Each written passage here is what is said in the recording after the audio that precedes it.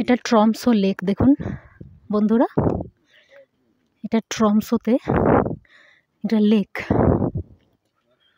পুরো চারপাশে বরফে ঢাকা ওই সাইডটা। এখানে যে রাস্তাটা দিয়ে যাচ্ছি এখানটাও কিন্তু একটু একটু স্নো আছে, সামান্য পা স্লিপ করছে মাঝে মাঝেই। বিউটিফুল, কি দারুণ দেখুন, চারদিকে বরফ ফের পাহাড়।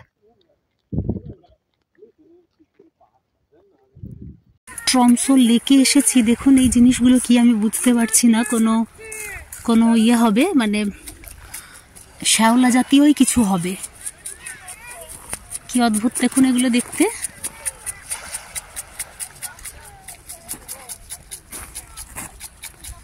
আর এখানের কত স্টোনগুলো দেখুন কিরকম, এখানে প্রচুর